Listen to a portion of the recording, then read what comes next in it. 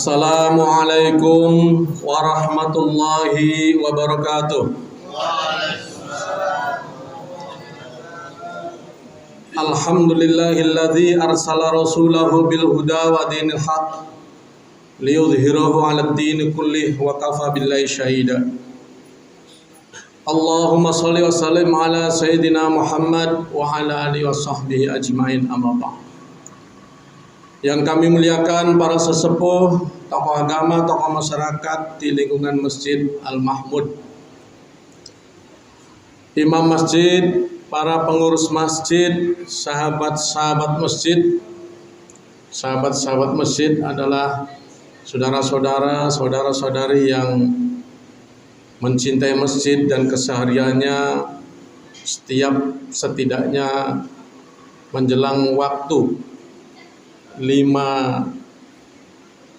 sholat wajib, 5 waktu sholat wajib, hatinya ingin selalu ke masjid. Itulah para sahabat masjid, adik-adik remaja masjid, ibu-ibu anggota majelis taklim yang kami banggakan.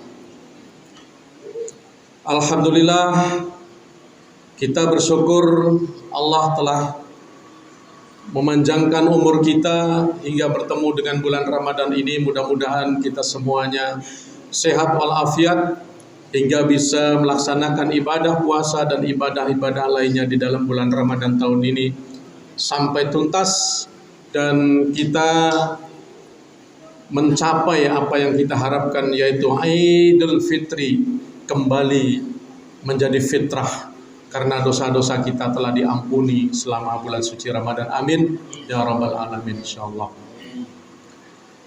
Bapak Ibu sekalian, bulan Ramadan ini cukup banyak julukannya, sebutannya. Ada yang menyebut Syahrus Syam karena memang di dalam bulan suci Ramadan umat Islam khususnya yang sudah balik diwajibkan berpuasa selama sebulan penuh.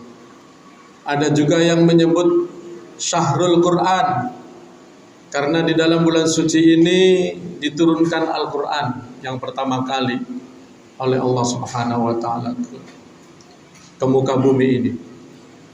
Ada yang menyebut Syahrul Maghfirah karena Allah mengampuni dosa-dosa kita bagi siapa saja yang minta ampunan. Cukup banyak ya. Ada Syahrul Tarbiyah, bulan pendidikan, karena merupakan pendidikan buat kita semua. Pada kesempatan kali ini saya ingin mengajak kita semua untuk merenungkan tentang masalah pendidikan lah. Karena kita ingat ayat yang pertama diturunkan oleh Allah itu adalah 5 ayat di dalam surat Al-Alaq yang bunyinya kita mungkin sudah sangat hafal. Iqra bismi rabbikal ladzi khalaq, khalaqal insana min 'alaq, iqra rabbukal akramul ladzi 'allama bil qalam, 'allamal insana ma lam ya'lam. Semua ahli tafsir sepakat bahwa dengan turunnya 5 ayat yang pertama ini yang berbunyi Iqra dan seterusnya itu mengandung makna bahwa kita umat Islam ini seharusnya pinter-pinter, seharusnya cinta ilmu, seharusnya senang mengkaji, menggali ilmu. Ilmunya tentu saja apapun ilmunya, yang positif, yang baik. Yang penting bukan ilmu untuk merusak. Ilmu yang untuk merusak itu seperti ilmu sihir, ilmu santet. Itu kalau ilmu yang semacam begitu itu sudah tentu niatnya tidak baik, karena untuk menyakiti orang, menjatuhkan orang, membuat orang susah dan lain sebagainya. Tetapi ilmu yang dimaksud di sini adalah ilmu yang berkaitan dengan kehidupan kita baik di dunia maupun fil akhirah, di akhirat kelak.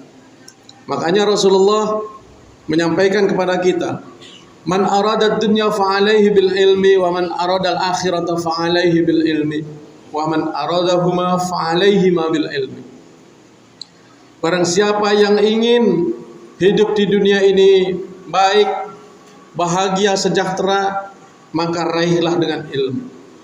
Barang siapa juga kelak di akhirat pengen hidupnya sejahtera, jauh dari api neraka, masuk surga, fa alaihi bil ilmi, maka raihlah dengan ilmu.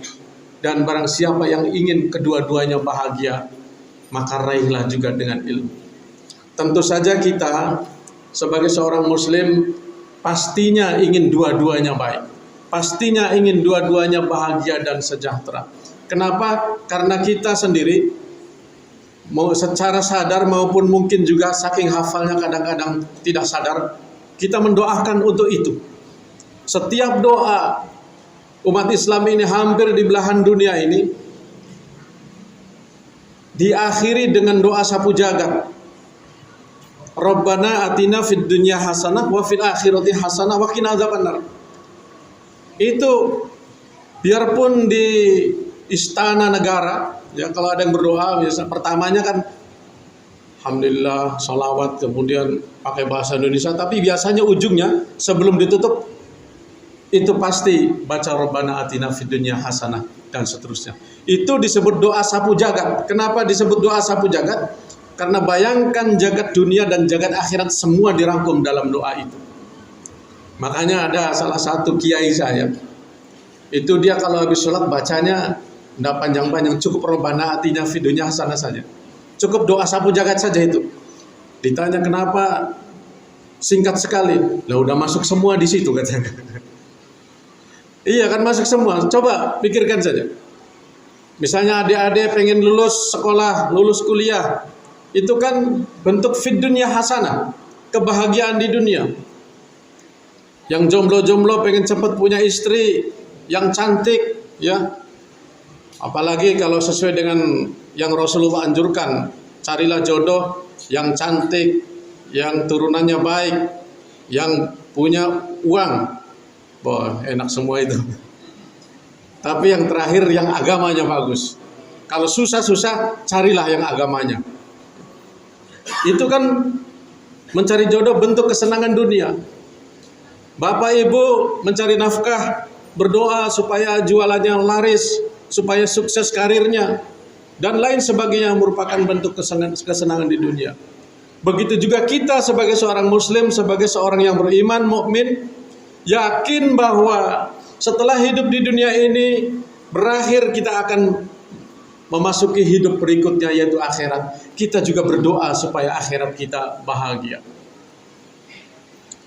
Bapak ibu sekalian, makanya marilah kita raih dengan ilmu. Kalau meraih ilmu ini ilmu ini umum Bapak ibu. Bukan hanya anak-anak kita, adik-adik kita yang masih sekolah saja. Kita semua masih punya kewajiban menuntut ilmu.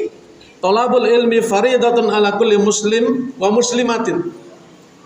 Menuntut ilmu itu hukumnya wajib bagi setiap muslim laki-laki maupun perempuan.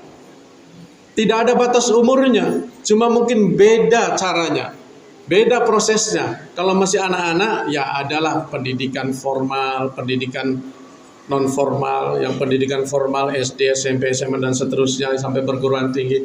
Yang non formal masuk di pondok. Nah kita misalnya yang sudah lansia, sudah pensiun, atau sudah bekerja, tidak sekolah lagi, sempatkan di waktu-waktu tertentu kita menuntut ilmu. Mendengarkan ceramah, membaca kitab, mengkaji Al-Quran dan lain sebagainya. Itu juga merupakan bentuk menuntut ilmu, asal kita niatkan bismillah saya mau menambah ilmu.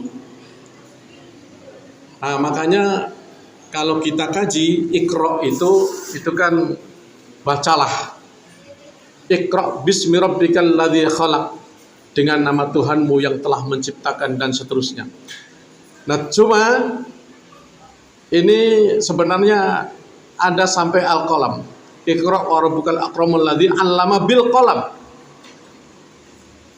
Ada dua sebenarnya di sini.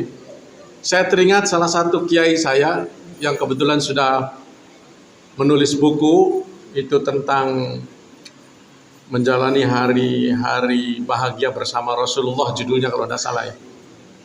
Kiai Haji Hussein Muhammad. Itu beliau menggali bahwa sebaiknya, sebagusnya sebenarnya seorang muslim itu menuntut ilmunya di samping banyak membaca supaya kita paham, punya banyak pengetahuan karena kita banyak membaca, tapi juga Allah mengisyaratkan bahwa Allah memberikan ilmu kepada Nabi Muhammad itu melalui kalam, pena. Maka menurut kiai tadi, bagus juga kalau kita bisa menulis. Apa yang pernah kita baca, kita tulis. Imam Syafi'i pernah menyebut bahwa sifatnya ilmu itu gesit katanya.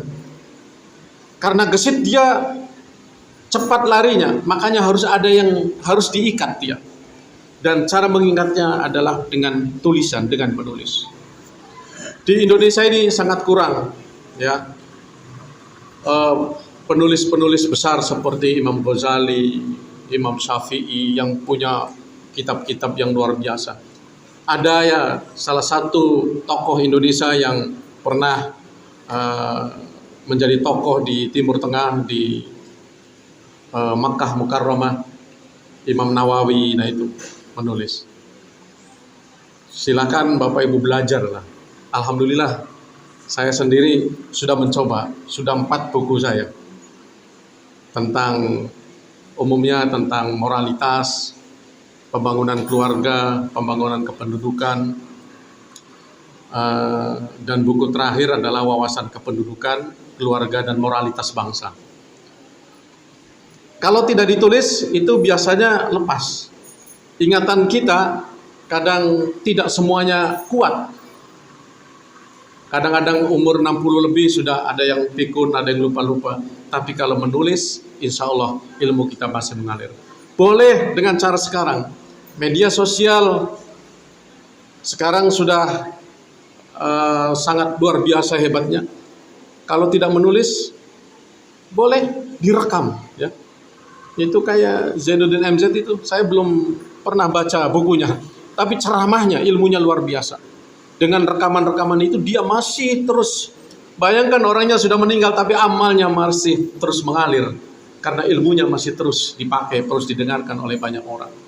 Bapak Ibu sekalian, dengan surat Al-Alaq ayat 1-5 kita diingatkan kembali, mari kita belajar sungguh-sungguh, ya, banyak membaca dan mulailah belajar menulis. Gampang ya, terutama kalau menulis mungkin adik-adik yang masih muda, itu gampang awalnya, sembarang saja ya. Misalnya buku harian ya, apa yang kita rasakan, tulis awalnya, belajar menulis begitu. Nah, saya sendiri belajar menulis itu mungkin Bapak Ibu akan ketawa dengarnya. Saya itu bisa menulis gara-garanya apa? Gara-garanya putus cinta, Pak. Putus cinta itu sakit hati, sangat luar biasa. Terus tiba-tiba saya nulis surat. Marahnya luar biasa itu karena diputus.